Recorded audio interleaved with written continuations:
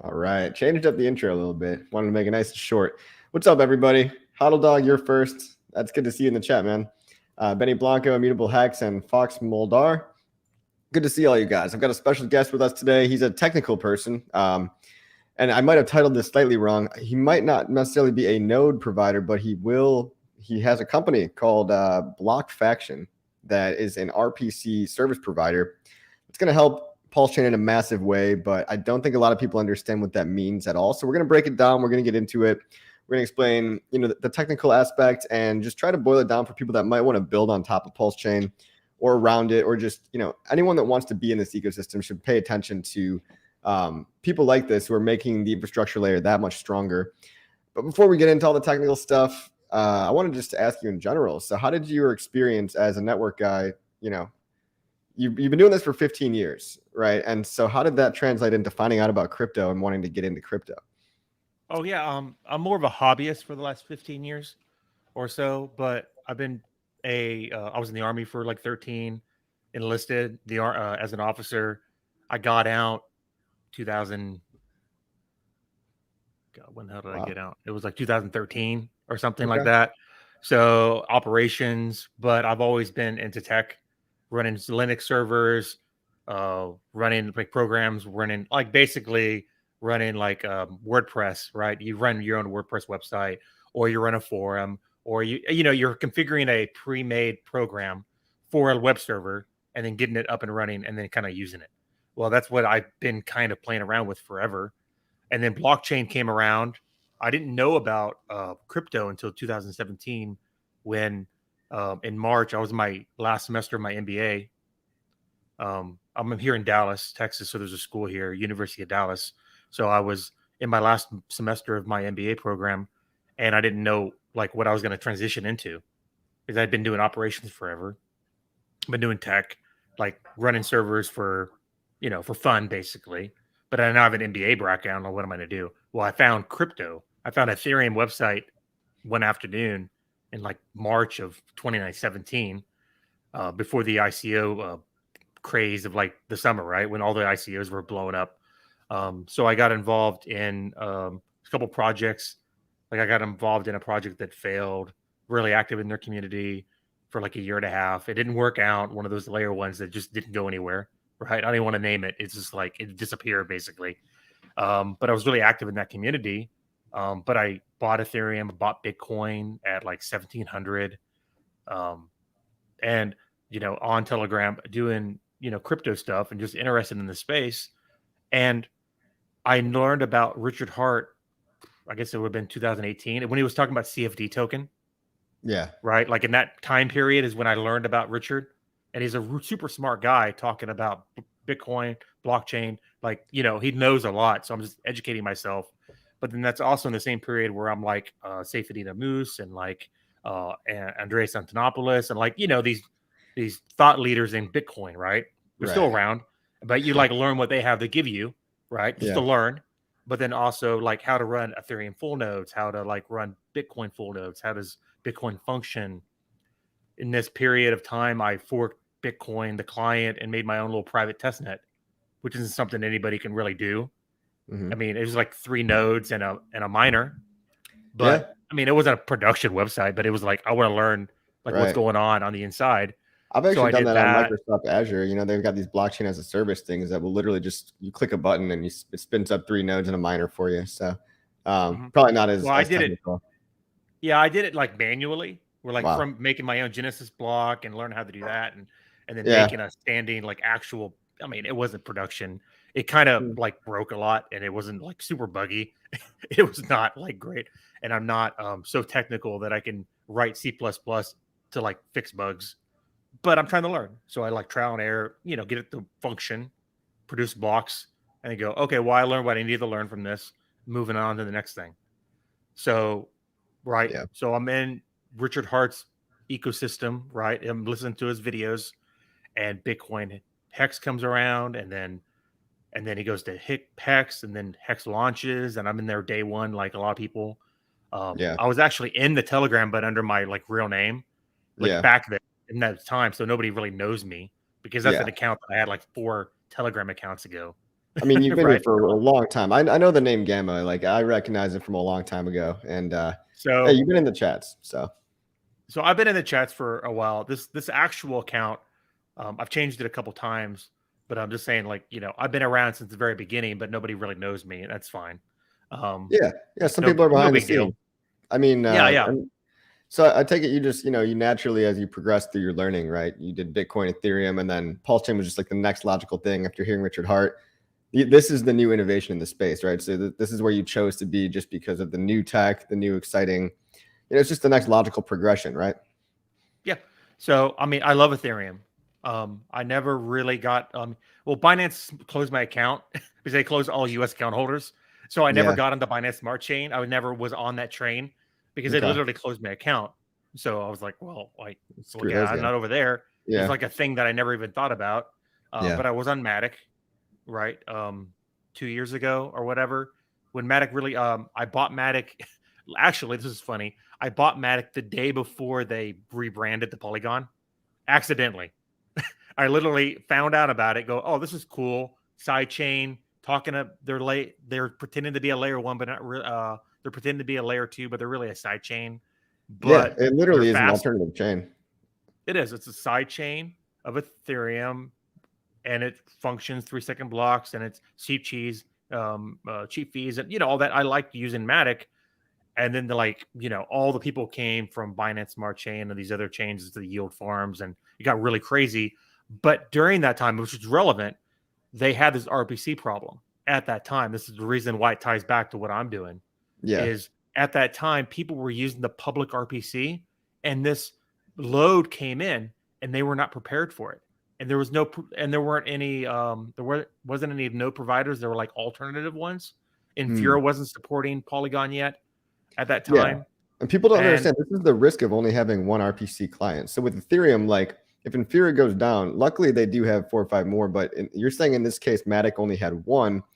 And guys, I mean, everyone watching has no idea what the hell we're talking about. They want to know, hey, what coin should I buy? What's going to pump to the moon tomorrow? Guys, try to take some I time. can help you with that. I know. No. I want to tell everyone to try to like take some time to actually explain the technical aspect of what you're buying into, right? PulseChain and everything else. When you have a blockchain, I believe, correct me if I'm wrong, is it remote protocol client? Remote RPC? procedure call is what it Remote stands for. procedure call. Okay. See, even I don't know all these acronyms and whatnot, but it's basically how you connect to the actual clients that run the blockchain software, right? So as a little person on your own, you might not want to run your own full node, right? Because that takes up resources on your computer. It could potentially not be an ideal situation. But if you want to build anything on top of a blockchain, you need to RPC into these nodes in order to utilize like all the features and go both ways, not only read from the blockchain, but write to it as well. That's kind of as much as I can dumb it down for you guys. But what Gamma's saying right here is that Matic essentially sucks because they're at huge risk right now because they've only got one RPC. And if that goes down, at that the time, whole chain is screwed. At the time, sorry. At that time, yes. There's a company called Matic Vigil when they provide RPC services. And so they ran a public RPC, and then I think there was another one. So there actually was a node provider at that time you could buy RPC services from. It was called Matic Vigil. They're running now. I was involved in one of those projects that failed on Matic. Mm-hmm. Unfortunately, you fail to succeed sometimes, like almost always. So, but I had to contact Matic Vigil, and I coordinated for them for like that particular community to get its own RPC link so that their community could actually, function, because the public RPC was very laggy and it was overloaded constantly. But then we're just in our own little la la land going, oh, we're good. We're just clicking away because we have our own like cluster of RPC servers, like what I'm providing. But we paid for it from Matic Vigil because I didn't know how to do that back then. Okay. So I was like, okay, crap. I think PulseChain, like when PulseChain was first launched, thinking this isn't going to be a problem now because we're a year from launching, but as soon as mainnet launches, there's just going to be a problem. and I'm Yeah. looking around and I don't see anybody solving this problem that I know Well, is going to be an issue. And right. you're like, okay, I can do it. I mean, I can run Linux servers. I can configure reverse proxy Nginx, and I can do load balancing, and I can get like Cloudflare, which is like a huge web provider for DDoS protection and load Yeah. balancing, and do all that configuration. Yeah, I can do that. Why not? Yeah, and let's talk about that. So, first of all, there's node providers, right? So people like David Feeder, publicly expressed, they're going to buy these servers to basically house the entire blockchain. But what does that mean? They basically just So need giant gigabytes of data, but that's not the same, right? So node providers are node service providers essentially aren't necessarily the same as RPC service providers, right? So, what David Feeder, he's a validator, which is a full node that Right. is producing blocks. So you have Holderdog, right? He's in the chat. He's a Yep. validator on testnet, right? I've talked to him. David Feeder's one. Hex Pulse Info, which is a great resource for information about PulseChain. I've ran by a guy named Jay. He's running his own validator on testnet. That's 3 of them that I talked to, Yeah. and then there's Right. like 500 more of them. 500 more, guys. Validate. So that's for people that want to FUD PulseChain and talk about, oh, it's too centralized. Like there are 33 current validators at any given time, but there's over 500 validators in the rotation that are just waiting to be rotated in if one of these other guys goes down. And there is a concept such as decentralized enough, right? Just because we don't have 10,000 validators like Bitcoin, like first of all, we don't have the same laggy speeds and high transaction costs that Bitcoin suffers from because of that very reason, right? You've got all these different nodes competing. So you can sacrifice some centralization for better throughput and better features, but I still think PulseChain is way more sufficiently decentralized than a lot of other blockchains out there. Not only from the node provider, right? The validators, as Gamma said, same thing. They're basically running a full node, which is gigabytes and gigabytes of data that your computer probably can't handle. But they're going to need these alternative guys like you that run RPC services. Yeah. So there's like basically 3 types of full nodes, right? You have a validator full node, and then you have a regular full node, which is they're basically a validator and a regular full node. The only difference between those two is a validator produces blocks. Not. Yeah. Right. It's you're in the 33. You can be not in the 33 because you don't have enough delegated stake to be there, but you can be registered as a validator. That means everything is turned on. You're fully synced. You're ready to go. Like put me in the game, coach, right? Kind of thing. Right. Yeah. Like somebody drops out and then you can go in if you have enough delegated stake. Like there's 500 of those right now. Top 33. Richard Hart said that they changed that number because they wanted the entropy of that like pool to be changed. He said changed, but then how would you change it? You'd increase it. How are you going to increase it? Well, you're probably going to increase the number of validators. What's that number going to be? Is it going to be 50? Is it going to be 100? I have no idea. Hasn't said. So right now it's 33. It's going to be probably more than 33. And we don't know what that number's going to be. But yeah, so there's a difference, right? Validators and HODL Dog's confirming what you just said. That's interesting. I just learned that right now, actually. And that'd be fine, right? A couple more validators to get better throughout, better performance sounds fine to me. You could have 100 validators. It's not fine. The network still produces 3-second blocks. It still functions fine. Actually kind of better for other people who want to be validators because more people could get into the mix and actually earn fees being a validator. So like that pool of people is larger, which helps prospective validators get into the game, which is great. But then the third part is the third type of node is an archive node.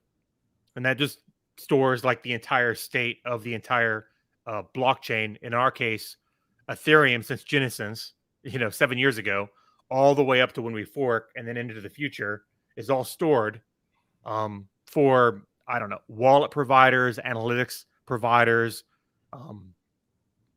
like some types of dApps need that information. I'll be providing those too if there's a need. Like if you need an archive node for your project, instead of waiting 3 months for you to like sync it up yourself, you could just sign up for my service and already have one synced up.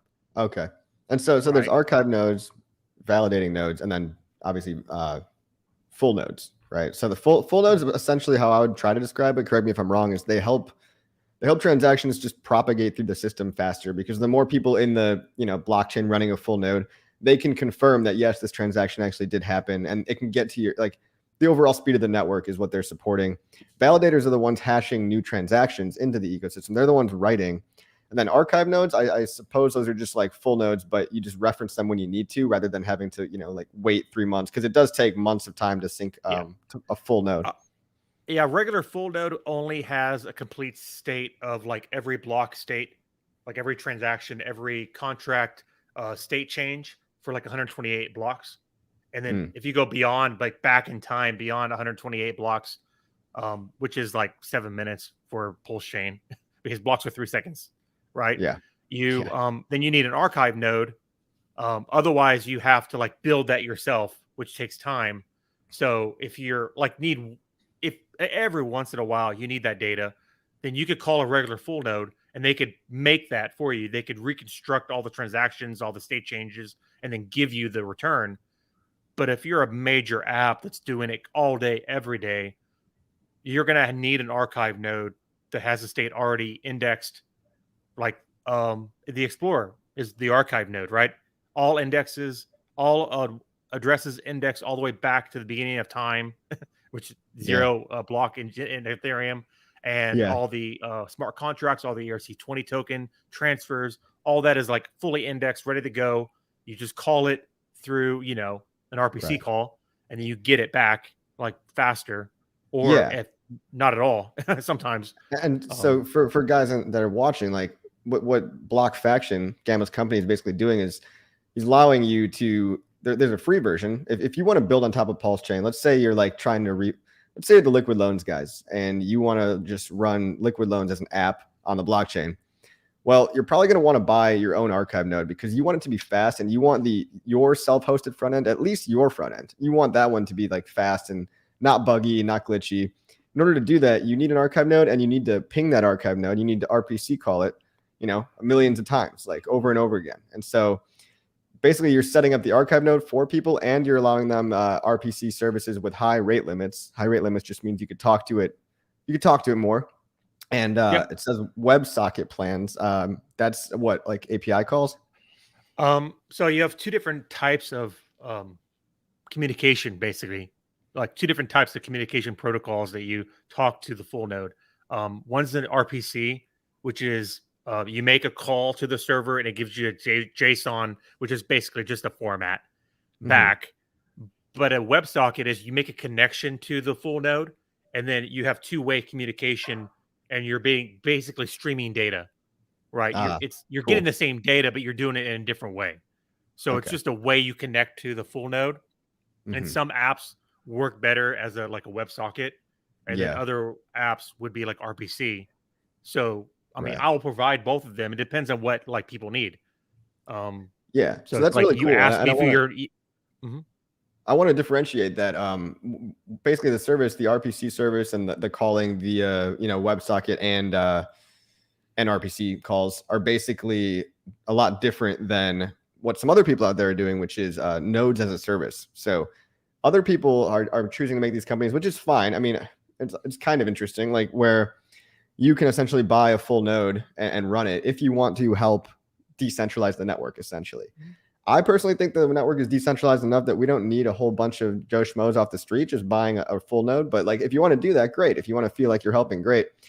What the service that Block Faction is offering is basically like, if you're a builder, you're actually serious, and you want people to actually use whatever shit you build on the blockchain, you should probably have an archive node. And if you're not running it yourself, I mean, get someone like this. I mean, you're the only guy I know that's doing this right now to run it for you. And the costs are pretty reasonable. I mean, free is pretty reasonable. And then like the other tiers are not bad at all. I can pull up your website if you'd like me to. Yeah, you bring it up. It's fine. I figured out the pricing and everything. So I put like 99.99% uptime. I mean, my uptime is very good. Whenever I update the servers, they're staged, because I have multiple servers running on the load balancing. So I'm not shutting them all down and then turning them all up. I'm basically in a series updating them. Standard like network, server admin stuff. I got like 15 years of experience like running Linux servers. I've been doing it on PulseChain testnet since like September. So, Yeah. what, a year now? Yeah. Since V2, whenever V2 started, that's when I started doing it. So almost a year, at least. And can you talk about But that? it's How's your experience on V2 been so far? on V2B. Well, V2 was the All right, only. V2B. Well, I was on V2, and then I was on V2B. Right, we're on V2B right now. Yeah. And the actually only bad experience I had was when we switched from V2 to V2B. I had the hardest time getting on the correct chain because we had full nodes running V2 and we Mm. had full nodes running V2B. And it was like I would sync up and then I would be on the wrong chain. And then I have to shut that Wow. down and then resync up again because there were nodes on the network that were running the old client with the old database. And then Hmm. those had to be shut down. And then Right. after like 2 weeks, we were good to go. Um, Right. but I will say we won't have that problem going into V3 or mainnet because they're different chain IDs. Oh, A okay. chain ID just says this is the network that you need to be on, and for it's 941 for V2 Yeah, V2B, so you had the wrong and then it's URL in there, basically, in the V2 URL, but the same uh, chain ID, so it didn't recognize it, or yeah, well, it's like you're syncing to your full node and it's talking to peers on the network. And some of the peers you're talking to are on V2, and some of the peers you're talking to are V2B, and your oh, node gets confused. And then it starts syncing up the wrong chain. And then you yeah, find out that you're like, crap, I'm on the wrong chain. yeah, Um, but that's only because the chain ID for V2 and V2B were the same. yeah. Think. I think that's correct. So my node would be confused. Well, what I say is that's not going to be the case because V3 is 942, and then mainnet is 369 Hey, I love that. chain ID. So see, it was different chain IDs. So the nodes are going to like know I'm only going to talk to other full nodes that are running chain ID, 369 or Yeah, 942 or whatever. yeah, So that will be a headache that I have to go through. But I've been running V2B for March, right? It's like March 10th is when it booted up yeah. in the mix. Great. After that, like whole shenanigans of like getting on the right chain was worked out, then no problem. Like zero downtime. Like the nodes just function. I don't have any of the clients shutting down. I don't have a single problem syncing. They run. I went on vacation for a week, checked it on the network. I actually Were have you the dev another. that Richard said went on vacation for a week, or that wasn't Yeah, you? I went on. I went on vacation to Destin, Florida, Nice. for a whole week, and the network just functioned like my full nodes, like my service, Yeah. So flawless, no problem at guys all. watching out there, like I've heard some fun, obviously from people that know nothing about technology and don't have the slightest clue about how networks work, about how PulseChain, people just want to bash it because they don't want to see it succeed. But you kind of heard it from the horse's mouth here. Like we've had test nets running, whether it's V2 or V2B. Yeah, there was a hiccup with the crossover, but it's been running for almost a year, right? 6 months on V2B and maybe another 6 months on V2. And then you've got people like this who are very critical in the ecosystem that don't, Gamma hasn't been public facing, right, guys? So it's like he's offering some pretty cool services for serious people only, and a lot of crypto has just degenerated into pump my bags. What coin do I buy this week?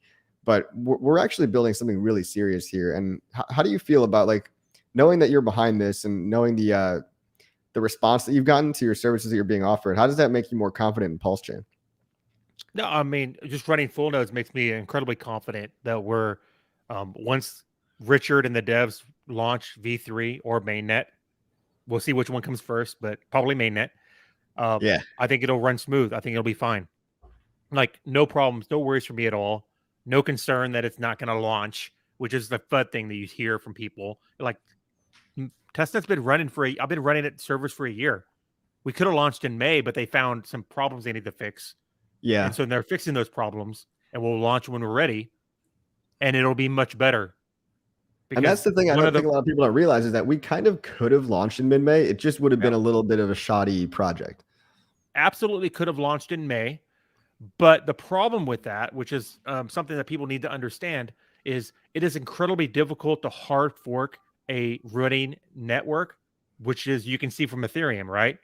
So if they had launched V2B basically as mainnet, right? Just made a new mainnet, and they did this work, then they would need to effectively shut the network down and then reboot the network up with the new parameters of the system contract for validator rotation and slashing, which is being taken outside of the EVM, which means all that data is no longer being put into blocks. It's being put onto the actual hardware, right? That load is being put on the hardware instead of inside of blocks. That's a major change. That would be a hard fork for the network, which is incredibly hard to do. So what they chose to do was, there's this problem. So let's fix it now before we even launch, so we don't need to worry about hard forking it, because it'll already be like the core code, the core mechanisms of PulseChain will already be functional, and it'll be highly tested, and it'll run awesome. Yeah, and I think that's a beautiful, underrated thing. Like, I don't think a lot of people realize that. And what better time to extend the functionality of PulseChain than the bear market, right? If you launched in May, hey, guess what? You would have had to experience, 60% downside still in the markets. People still had a lot of hope in May. Now their souls are crushed. So we need to launch at maximum pain, number one, but why not increase, throughput by 300x? Or I've been hearing 300x, Well, I mean, the throughput really isn't a part of that. Really? I mean, you have 3-second blocks instead of 12-second blocks for ETH 2.0. The gas fees, like I did when Goerlig, I ran ETH2 validators for Goerlig testnet, which is the major Ethereum testnet that's still going to be live next year because they're depreciating all the other ones. Well, I did a screenshot of sending transactions before they merged and after the merge. It's exactly the same, which I knew already, but I wanted to do a screenshot to prove to myself. I'm like, I think I know how this works. So I did a screenshot of a transaction before. The fee was exactly the same as after, because when you do a transaction on ETH 2.0 post-merge or pre, you're literally talking to the same server. The only change is that server now takes blocks from the validator connected to the beacon chain instead of a miner. It's literally the only difference. They're going to add some differences after, but they have to do the merge first. Yeah. And none of those changes reflected gas fee changes at all, because that's just complexity that they don't need to add in when they're literally just trying to connect the beacon chain consensus with validators to the operational, they call it the execution layer, which is like Geth layer one, like we forked, or, there's 7 different layer one clients, but Geth is like the major one we all know about. Interesting. So there's kind of 3 topics we're talking about here. Then there's gas fees, and then throughput, and then there's speed, right? Throughput and speed aren't really technically the same. Throughput is how much can you smush into a block. Fees are how expensive is that block to write to the database or whatever. And then speed is just, how often does that happen? Which, I mean, what you're seeing on Ethereum is interesting. It's basically saying, hey, yeah, we can just, all they're doing is rerouting. And I think people know by now, a lot of people should know that ETH isn't going to solve the gas fee problem by going proof of stake. They're just having their validators, get directions from different, they're having their nodes get directions from different people. Now it's going to be stakers versus miners. But in PulseChain, what is this, in your opinion, what is this enhancement really improving? Like, what aspect of PulseChain where they're taking basically the consensus code outside of Go, or outside of Solidity and Indigo? Well, I mean, I know for a fact that they did a change to the core client. I mean, so like how system, you have the consensus, validator rotation, and all this was producing data, right? That has to be written to the blockchain, because if it's inside the EVM, it's literally inside blocks. Like by definition, but you can't have anything inside the EVM that's not inside blocks, because it's a blockchain. I mean, where are you going to put it if you're not putting it inside blocks? Well, they made those transactions feeless. Like, this is like 6 months ago or something. So like, okay, if it's feeless, so there's zero fee associated with it, then, and it's inside the blockchain, and those are being put into the blocks, could there possibly be an attack vector where somebody could manipulate something or add validate? I mean, I don't know. Since there's no code, I'm just saying, feeless transactions. This stuff's inside the EVM, meaning inside of blocks, taking up block space. Is it possible, theoretically speaking, that an attacker could fill up block space with system transactions, and then there's no space for any users to do anything, which would effectively be stopping users from doing any transactions, stalling the network? It's still functional. Like, you're still producing blocks, but you're not producing blocks for anybody on the network. You, me, anybody. It's only system. That's possibly like something that they're smart. fixing. Actually, that's very smart, because anytime you have a feeless transaction, that's exactly what will happen. People will try to spam up the blockchain. The reason that blockchains don't get spammed up is because it's expensive for people to do so, because they have to buy the coin. Yeah. So, I mean, the way gas fees work in Ethereum and also in PulseChain, because we're forking Ethereum, is as you add transactions into the block space, right? On Ethereum, it used to be 13 million gas limit, which is basically how much GUI can you fit into a block, right? It was 13 million. Now it's 30 million, and PulseChain is 40 million. So slightly more, gas limit. So our blocks are going to be slightly larger, but not by a lot. It's barely, whatever. 30 million versus 40 million. To be able to say that, though. Whatever. But you can calculate it, right? So you're filling them up, and if you don't put them, the system transactions, you move them outside the EVM into the client onto hardware. So it's basically taking up RAM, right? Mm-hmm. So it's part of the client. Then all those transactions, all that space that you're getting back, that little bit of system contracts that you were allotted back for user. And the way gas fees are calculated, as more transactions enter each block. So maybe you have 10 in one block, but that's barely any, right? So you're going to pay like 2 GUI, right? Or beats, right? On PulseChain, it's beats, but they're the same. Yeah. 1 billionth of a pulse is a beat, which is just like 1 billionth of a Ethereum is called a GUI, a giga-GUI, right? It's the same thing. We have better naming too, by the way. Beats is a much better name, hands down. I mean, they call like the smallest unit in PulseChain is called an impulse. And that's like some trivia that you don't know, like ever. You don't know. Nobody needs that information, but I got it because I asked. Wait, so an impulse is smaller than a beat? Like, whatever. Yeah, I don't know. They're calling beats. The beats is the unit that you need to worry about, because that's how everything's priced in.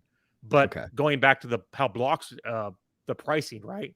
You have 10 transactions in a block, 10 transactions in a block, 10 transactions in a block going. Well, you might pay 2 beats for that, but you put 100 in there, right? And now the gas fee. Now you have some competition for block space. It's not full, because full is more like 500 to 700 transactions. But so you have 100 transactions every block. So the gas fee is going to be slightly more. Maybe you're paying 5 beats or whatever. It's still sub penny, like incredibly cheap. Now, if you fill up the blocks to full, could anywhere between 500 and 700, depending on like the complexity of the transactions. Yeah, because it's not a transaction number; it's the computational. It's computational like load of each transaction all added up. Right. Not all transactions are the same. That's why end stakes cost way more than start stakes. Like, yeah. You add those up, and then you hit a cap of 40 million, and then you're like, okay, here's a block, and then everything else goes to the next block. Well, we might have a case where we have like 1,000 beats or 10,000 beats. Okay, well, gas fees are already incredibly cheap. Maybe we get to the point where we're paying pennies for gas on PulseChain. Maybe 3 pennies might be like an expensive transaction, right? And that's also partially due to the fact that the price of Pulse is denominated in US dollars, starting low, much lower than Ethereum, right? We're starting like 2 decimal places to the left, to the right rather, than Ethereum, because Ethereum ICO'd at 30 cents, and people don't realize that the price you start at does matter too, because Ethereum being $1,000 means that no matter how much GUI it costs you to run a transaction, like at the end of the day, we're going to have to put that in dollar terms. So by the time PulseChain gets to where Ethereum launched at, by the time PulseChain gets to 31 cents, we will have made so many millionaires already by that time, and gas fees will still probably be under $1. Yeah, that would be full blocks every day, massive load on the network. 30 cents the network is just a clear success. Nobody can argue against it because Yeah. it would have to be bid up, right? You have to buy it from from sacrificers. Yep. There has to be a need for it. So there needs to be a reason for people to buy it in the first place. And there's like 10% of the supply that can even be bought, basically, because there's a Yeah. one large entity that, like, are they going to give up their pulse? I don't know about that. I mean, we'll see. But I think Joe Schmo sacrificer that put $100 into that sacrificed $100 is going to sell before that entity every day of the week, right? Weekends. Yep. So in your Yep. opinion, how long does it take for PulseChain to suffer from the same problems? How many years does it buy us, basically? Well, I was thinking 12 to 18 months for it to be kind of accepted as like a layer one that's here. Okay. So historically, these L1s that when they've launched, they've been, you can go by the averages, right? They say across all the L1s that have launched in the past, I don't know, 5 years, whatever, you say within 14 months, they've done like a 600x on average. Some have done more, some have done less, but on average, it's like 14 months. We're That was like, me okay, that did well, that calculation originally.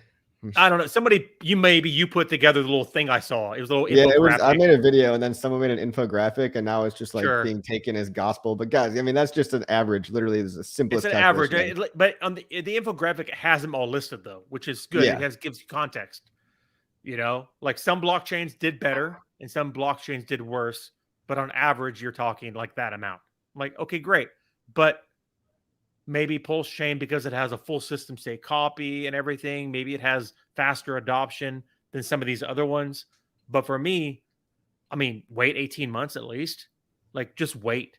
For me, I want to see, I don't have like a dollar or price target. I'm saying I want to see like 200 transactions a block, every block all day long as a minimum for me to even think that we're like on like adoption, we're going. And we could do 500. It's like less than half of the blocks being filled. As like an entry to like, okay, I don't want to do anything. I want to like just run my RPC service, hang out, sit on my hands, Yeah. not degen trade, and just wait for blocks to get filled. Because blocks being filled means adoption is here. People need to buy PulseX, use the exchanges, and then like let time be your friend. That's interesting. So you're looking at different metrics than most people would. I mean, a lot of people look at price and they say, "Oh, price went up, must be good." Or some people look at adoption as like users. And I think I agree, users is one way. I mean, stakers to me is more important when it comes to hacks. But when you're looking at a blockchain, yeah, I kind of agree. The network usage really does indicate, because price can be high relative to where it started. And I mean, fees can still be cheap, but usage can be, absolutely booming. And I think that's because all of the initial conditions were set up to be that way. So what you don't want to do is create a glass ceiling for yourself that's like at your knee. You literally, your expectation, like in your mind, you've set a dollar number that's so low that you're basically like freak out when you hit it. And then you're like, okay, but maybe we hit that number in the first 6 months, but we have like barely any adoption. We're trending really well. We're getting good press. We're getting more users. So 2 metrics, right? Amount of transactions per block and like active addresses. Yep. Not number of addresses. Active. Because we're taking an entire Ethereum state. Yes. Like all of them. Like we care about active addresses, like daily active addresses, and then number of transactions in each block are 2 metrics I want to look at for adoption. And then adoption will drive price, demand.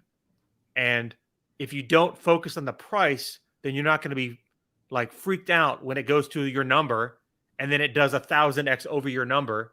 And you go, crap, I missed out on like all the gains because my number was so small and I didn't think it could go that high. Right. That's but what we mean by your number is basically people's but it can be sellout anywhere. Point. People's sellout point. But they're by making, that's another thing that unit bias solves that we don't talk a lot about, is like you're basically just giving people the imagination to imagine the price to be higher. Like when coins get to $10, $20, like it's hard for people's mental framework to even fathom them being much higher than that, right? Or in the hundreds of dollars. Bitcoin was a little bit of an enigma. Now it's at 60,000, but even if some people also feel like, well, no other coin can get to $60,000. Yeah, but a coin can go from 0.0001 to 10, and that's pretty much the same as what Bitcoin did, going from 1 penny to 10,000, right? So it's like you're just giving the people more room to perceive it to grow, and also you're giving the gas fees. You're buying a lot more time before the gas fees get expensive. Back to the initial question, if I had to totally guess, at what point will PulseChain be a victim of high gas fees? I would say double the time that it took Ethereum, at least, maybe even triple. So because Ethereum started to feel gas fee problems, launched in 2014, right, 15, and then started to experience gas fee problems, let's say 2019. That's 5 years. I would say PulseChain almost buys us 10 years of just blue skies, cheap gas fees. Everything's great. And then you guys are, basically running the nodes for everybody. And it's a well-run ecosystem. Yeah. So PulseChain could handle, 8 times, 10 times the transaction load of Ethereum, right? Like right now, like without any changes, it can run like at least 8 times the transaction load of Ethereum. So our capacity is so much higher because we have 3-second blocks, and our gas limit is slightly higher than, it's 40 million. So, we're good. Like, no problem. So what's the number of actual users using crypto right now? Right. PulseChain is pretty close to being able to handle like the actual entire load of the entire market right now. Mm-hmm. Right. If everyone just if all the networks shut down and we went to PulseChain, we'd have full blocks. But that's not likely. I'm just saying, like, as a mental picture to think, how much capacity do we have? We have a huge amount of capacity. That's not a problem. So 5 years, maybe sooner, sure, to have full blocks. And then even when we have full blocks, with GUI at 10,000 GUI, that we're still talking about like pennies. And a 10,000 GUI transaction on Ethereum is thousands and thousands of dollars. It's in Ethereum, which is the cheapest thing you can do on Ethereum. It'd be like 10,000 GUI over there versus 10,000 GUI on PulseChain. Pennies versus thousands of dollars. Like, it's not even a comparison. But then I agree. But PulseChain also has like these other networks like Binance Smart Chain, Matic. They have some of these features too. They have like 3-second blocks, like lower gas fees, but they don't have like the same. It's not the exact same. You have to understand where the differences are. Yeah, I agree. I see a comment right now that I want to maybe expand upon, because this would be a good one for newbies that don't know yet. I do have a previous video about why market cap doesn't matter, but Jay Polar says, I don't see PulseChain doing what Hex did because it's going to start at a much higher market cap. And anyone in the PulseChain and Hex community that's been around for a while is going to tell you that market cap actually doesn't matter. It doesn't dictate how high a price gets to go. If coin market cap had actually reflected Hex's technical market cap correctly, Hex would have been at the number 1 position, like at the peak of its bull market. It would have overtaken Bitcoin. And that's because anybody can make the supply of coins as high as they want when they start. And that's what PulseChain did and Hex did. But what basically happens is that just like Bitcoin has a million dormant coins because Satoshi's assumed to be dead and those coins have never moved, PulseChain and Hex have, hundreds of millions of what are probably going to be dormant coins, or just coins that have provably, verifiably been used to only help the ecosystem, not rather than, dump on their followers' heads like other founders do. But these coins are what people don't like. They don't like the idea that you can just inflate the market cap at will to move higher in the ranking sites. And my response to that is maybe don't use market cap as a way to measure how good a coin is, right? That's not a good metric at all. It's really what you should be concerned with is what percent of supply is liquid. What's the actual liquid supply? And then just simple supply and demand on the liquidity. A lot of the supply in every coin is simply not for sale and will never move. So that's like, I can make a coin and give it 100 million supplies to start. And I could sell it to another guy or sell it to a friend of mine for $1. And then all of a sudden, boom, the market cap, because the last price was $1. Oh, my market cap is 100 million. Should that give any legitimacy to my coin? No, not really. When you go buy a stock, you don't really care about what the market cap of that stock is. So people have this mental ceiling that they're giving certain coins because, it can't possibly go higher than Bitcoin's market cap, as if that's some kind of ceiling. Right, where something certainly can't surpass that. I think PulseChain can easily surpass the market cap of Bitcoin and Ethereum, and it might sound crazy, and it actually might happen, but you're not going to see mainstream CoinGecko and CoinMarketCap actually reporting the true metrics, because they've already basically agreed to report things a certain way and to judge things a certain way. They don't want to change their whole method of thinking, right? Market cap really doesn't matter. Price matters. The only thing that matters to you is we're here to make money, right? So what are your thoughts on market cap? So, I mean, you can only count the coins that are in hands that you know possibly could maybe sell in the future. So with Pulse and PulseX, there's an entity that holds 90%, right? With PulseChain and PulseX, you have 2 to 3% in AMM, and that's by the definition sold. I mean, they're in the AMM. You can buy them. So there's 3% right there. And then you have 1% to an account, to an address that you can't like have any expectations. So those are going to sell, because no expectations mean they're going to do something with them. You don't care what happens to them, but it's a circulating supply wallet, right? No problem. But that's the thing. So circulating also is such a subjective term, right? Circulating can be interpreted by whoever wants to interpret circulating. Like, I would not consider Satoshi's coins circulating, because they haven't circulated since Bitcoin's existence. They literally haven't moved. Now, even the Hex origin address coins actually have moved. They moved on big paydays. So those are, I can consider those circulating. And to me, it's almost like it's just a double standard, where they're going to count Satoshi's coins, but not the origin address coins, even though the origin address coins are circulating. Like you said, hypothetically, the OA could just dump on the market at any time, and it's been proven to be more circulating. But because this definition is arbitrary, like, I think the whole market cap mess or paradigm that people are thinking in is just not going to help you when you want to pick a good coin that makes you a lot of gains. Yeah, I mean, I think that I think a lot of these coin ranking sites. So right, I mean, and so you have 6%, right, that are sacrificers. To you and me, people who sacrifice, we're going to get free coins, and they're like, okay, you have to count those. What these sites do is they have a narrative that like a Bitcoin can only be number one, Ethereum can basically only be number two, and so our projects, if you count the actual amount, would be more. So they just remove coins. So they go, okay, well, the OA can't have. We're going to exclude those. Oh, the market cap moved up again. Oh, what's the next highest wallet? Oh, we're going to move that. We saw Nomics do that. We literally saw Nomics do that.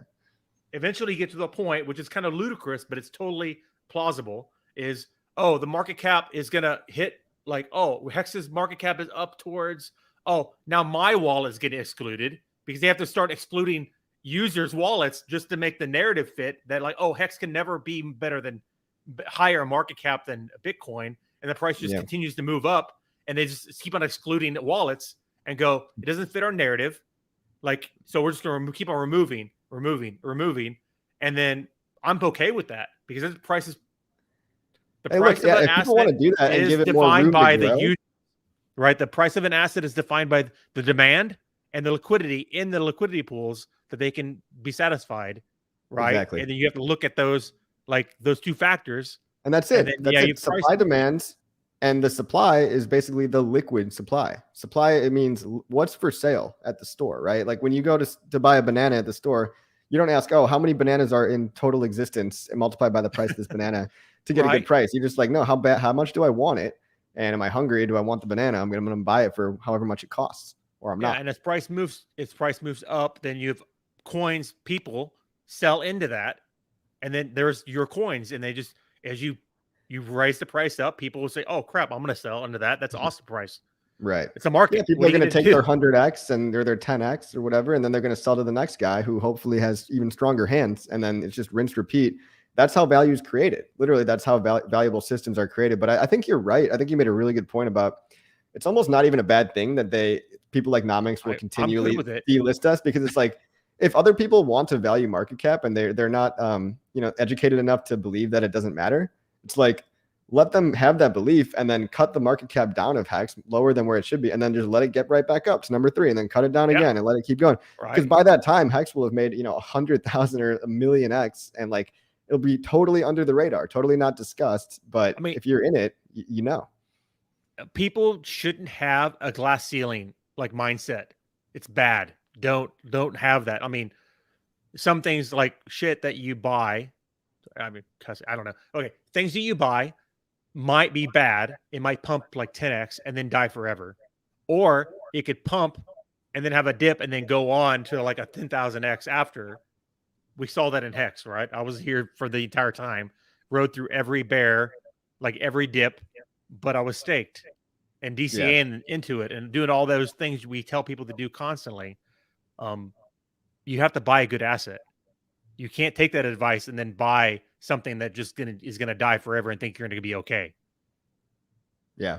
Yeah. I agree. And it's like, really simply put, it's not about what goes up and goes back down. It's about what gets back up and keeps making new all-time highs. And you want to pick those coins with product market fit. Going back to PulseChain, I guess that's kind of the topic of this thing. So it gives me so much confidence that we have all this infrastructure being set up. We have optimizations being made and innovations happening that no one's ever seen before, taking consensus code outside of the blocks, having people running over 500 validators, way more than is necessary for the rotation, having people making their own custom in-house, basically they have their own servers in which these validators are run. So you don't have the risk of Amazon Web Services or Microsoft Azure shutting you off. I mean, at least I know David Feeder is doing that. Well, it depends. The way I can speak to this because it's the technical thing, right? I mean, Okay. a lot of people are going to use like AWS. I use DigitalOcean, but the way I combat that is I have a DigitalOcean server in San Francisco, in Ottawa, Canada,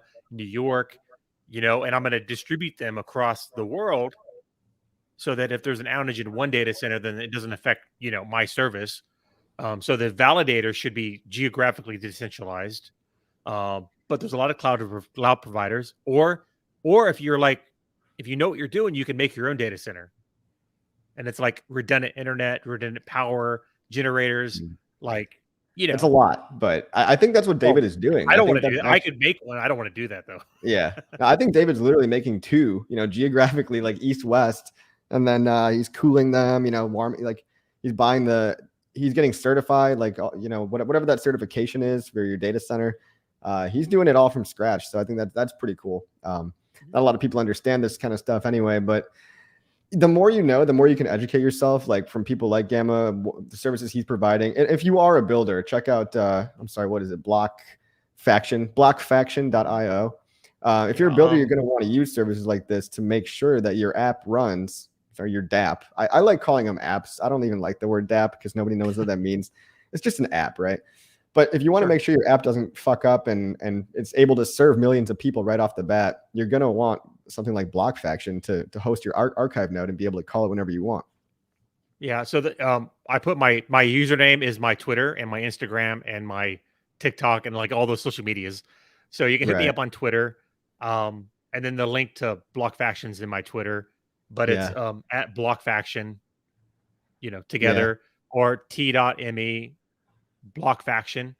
Yeah. I almost feel like this stream is almost more important for the actual people making PulseChain better, and then everybody that just wants to hear what number go up like doesn't understand anything we're talking about. But like this is almost why number go up. Like the value of a network is proportional to the quality of the product. Like I'm a firm believer in like what Steve Jobs used to say, like the user experience in the product matters way more than any kind of marketing. I mean, Hex went for a year with no marketing at all, and now it's all generated by the community.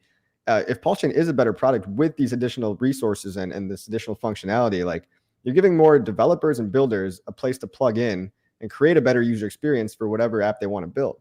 That's really the whole gist of what we're saying in a nutshell. Yeah, there's some big words you might not have heard of, but I hope this instills confidence that even if you're not a builder, like PulseChain is such a unbelievable, like unstoppable force at this point. And the people I keep meeting are just unbelievable. Like, I really do think we're kind of the smarter community. You know what I mean? Like the cream rises to the top. And so, yeah, I mean, if you want to go get, go ape into meme coins or whatever, overpay for NFTs, like that's fine. But this probably not going to be a place for that, right?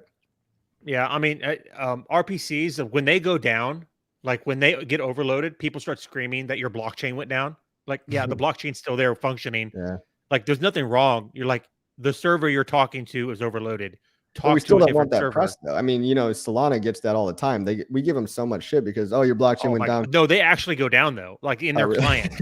Okay, like it's not an RPC problem with them. It's like so the last one that I really know is some attacker filled a mem space. Like all the transactions that you send goes to the mempool, and somebody put like 1 million transactions a second into the mempool, and it wasn't able to handle that, and it died. And that's like one of like 7 problems that Solana had. Jesus. So These are client level, like client problems. We're forking Geth like the best you can do, and then making changes and making sure that those changes are secure and they blockchain functions. Right. We're forking Geth, but there's also the proof of stake, proof of authority hybrid that I think we kind of stole from Binance Smart Chain. Correct me if I'm wrong. Yes. We forked Binance Smart Chain. How much of that code actually survived? Because Binance Smart Chain, if you look in their repo and what they're going on, it does not look good. Their client is buggy and it crashes. And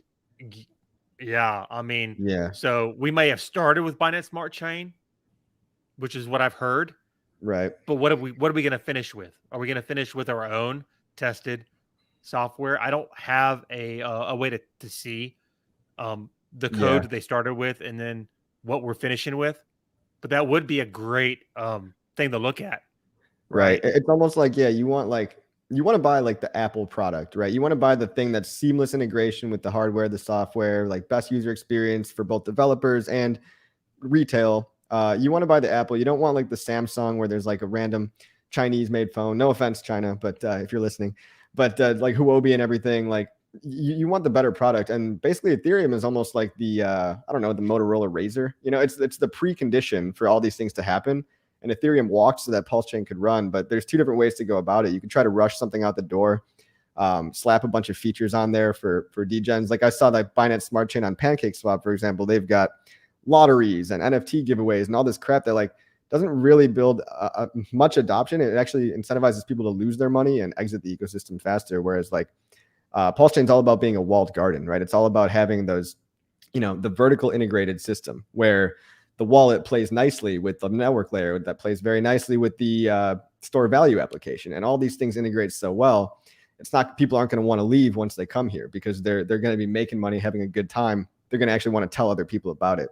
That's what I see happening. That's my forecast. But it all starts from the infrastructure layer and making sure that you build the railroad like a high-speed rail. You don't want to build like a 1950s like industrial locomotive railroad, right? Like we have the technology. We should be using it. Yeah, I mean, there's going to be a lot of apps that are actually built on PulseChain. It's going to be great. A lot of them are not going to be very good at all, and there's going to be a lot that are great, awesome, like smaller amount, of course. But we don't know which ones they are until after they hit market, and then that's what I tell people too. It's going to be Rugfest 2023. Like, I mean, assuming PulseChain launches, guaranteed. Like, you got to be careful. Started. PulseChain hasn't even launched yet, and then projects are rugging on Binance Smart Chain saying they're going to launch on PulseChain, which is I've heard. Like crazy for me. I was like, seriously, this happened way faster than I was thinking. Yeah. I mean, people are making fake Pulse chains, fake Pulse X's, be careful out there, guys. You're going to get rugged. Everyone's looking to take your money in one way or another. Some people are more blatantly obvious about it. Some people are more malevolent. Some people think they're actually doing a good thing, but just don't realize that they're just, distracting everybody from the main goal. To me, it's like this adds to the list of things. Like if a product that's built on PulseChain is using an archive node service like Block Faction or whatever, that would give me more confidence in its ability to handle a lot of load and one day be very successful. It's also just things like the smart contract code itself. Is it a boilerplate code? Can you tell that it was copied and pasted from, SafeMoon, for example, and many other reflection tokens that simply just won't work? There's things you can do, and the more you educate yourself about this, the smarter decisions you can make.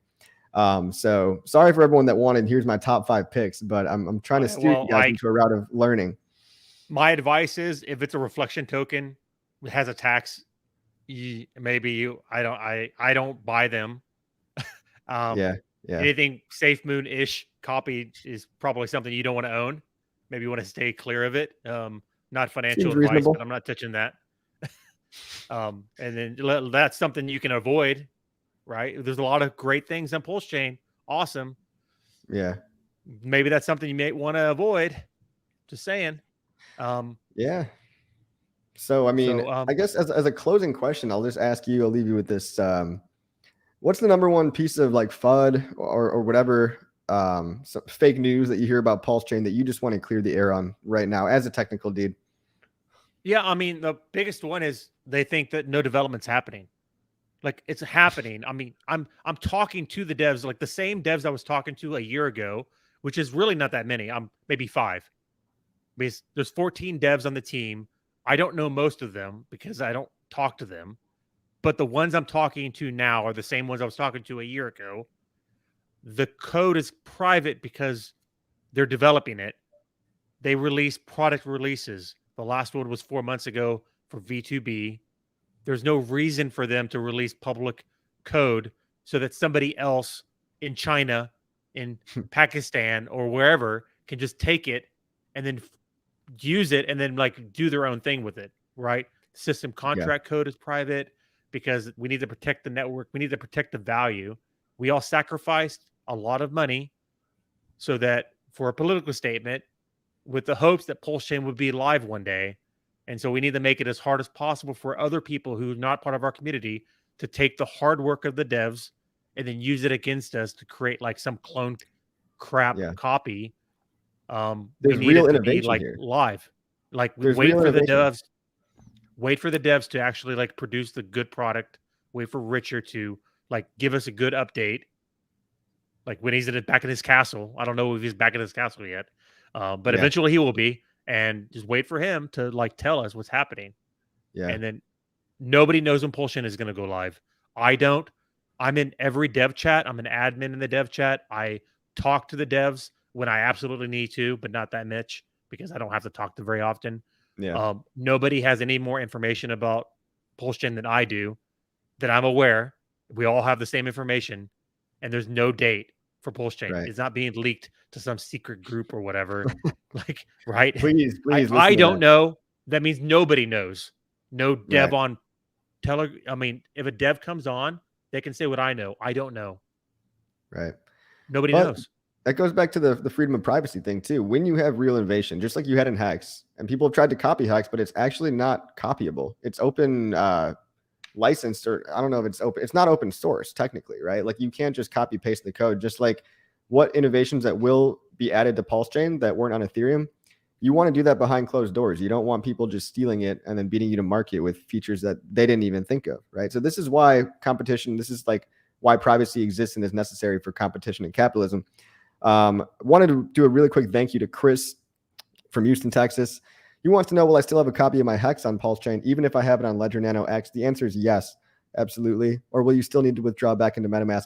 Well, Ledger Nano X and MetaMask, I think, play together, right? Like they link up together. At least the Nano S does. Maybe not. So here's how it works. So I mean, I'm on, so I can answer this question. So you use the MetaMask as the front end. You connect your ledger. Your ledger holds the private key for your address. So you're literally telling MetaMask, this is my public address for, to program it on the MetaMask. So you connect your ledger with your Ethereum address, tell MetaMask it's okay to see that public address. And then what you do is you connect MetaMask to the DApp, which would be what Hex, like gohex.com, perhaps. We'll keep it, PulseChain related. Yeah. And that DApp communicates to MetaMask, and that you programs the transaction in MetaMask.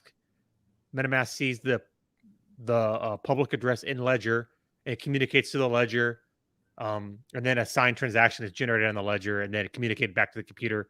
But it's one account. You want to use the account on the Ledger, like Ledger 1. I use a Treasure, so it's Treasure 1, and never use the one in MetaMask, even though it gives it to you. Yeah. Right? Don't mix the two. Yeah. It looks very similar with a Ledger. In MetaMask, it'll just be like you'll have your original MetaMask account. If you got a MetaMask before you got the Ledger, and then you added the Ledger on top of it, you'll have two very different accounts. Like one will actually show you and have an indicator that says this is your Ledger wallet, and then this is your original account or whatever. So and you can rename the accounts if you want to, but just try to remember and just you can keep using your Ledger account in MetaMask because it's still connected to that set of private keys on the actual device. I mean. Yeah. I mean, it's always good security advice. Like, don't use the account that's in your browser, in secure storage on your computer, because like my Mac, it sends that data to the cloud. So if somebody SIM swaps me, which they won't, well, hopefully not, but if I get SIM swapped, then that account is accessible to them. They could break my MetaMask password and then get all my money. It's literally happened like a lot. So use a hardware wallet. Yeah, totally. You're protected. Better. Yeah. Much better. There is a counter argument to hardware wallets in general, where I find that like you do expose yourself to risk of like the company itself introducing like malware or faulty firmware or something, and then you're kind of trusting that the company will continue to update their devices and keep everything okay. I mean, there's always a way to derive like your addresses again from the private keys, no matter what. But it's BIP39 brand compliant. So you just move it to another BIP39 compliant wallet.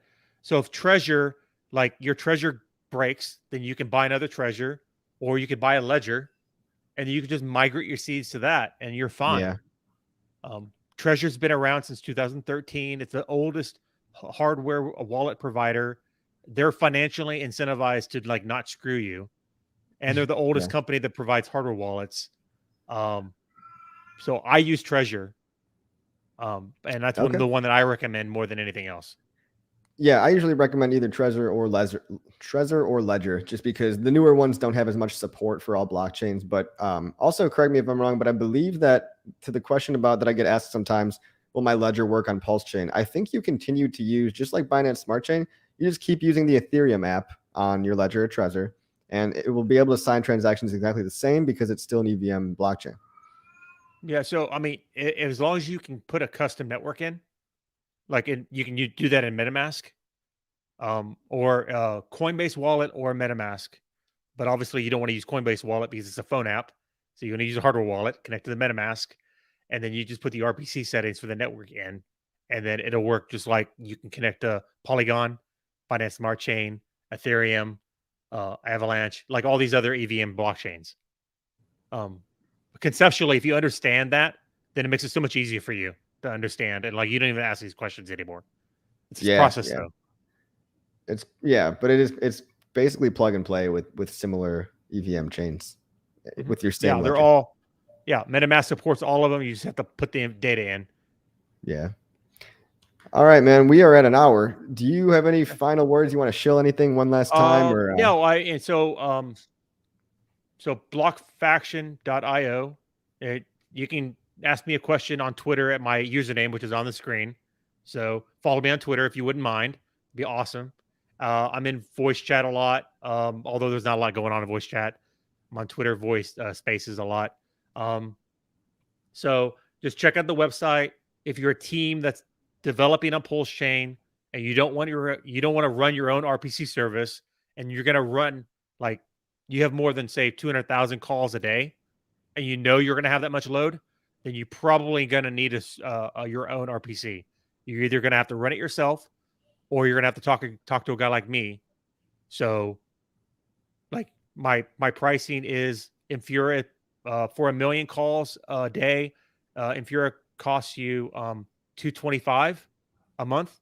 I'm charging you $100 per million, and it scales all the way up to like however much load you need. So obviously the higher end, you're probably going to start running your own full node. You can ask me how to run a full node. I'll give you the command. Like, it's not a secret. Like, it was a secret to me when I first started because I had to figure it out. But I'll give you that information. But I'm not going to run your servers for you for free. But you could sign up for my service. That would be pretty cool. Ask me any technical question you want, and I'm going to start going on these Twitter, the Telegram interviews more often, so that I can get the word out. So that when you have a problem with your RPC, you go, oh, that Gamma guy, he's got an RPC service. I need to check him out, which is the reason why I'm here. Good stuff. Well, I hope a lot of people hit you up, because that would mean a lot of people are building really cool shit on PulseChain. And I hope a lot of people actually end up using that giant package, because one day if we have successful apps on PulseChain, you're going to need this enterprise package, and you're not going to mind paying $8,000 a month, because you're going to be pulling in millions yourself. Yeah, that's the hope. Yep. Cool, guys. Go build. And thanks for coming, Gamma. Great. Thank you. Hey, everybody. Have a great day. Bye.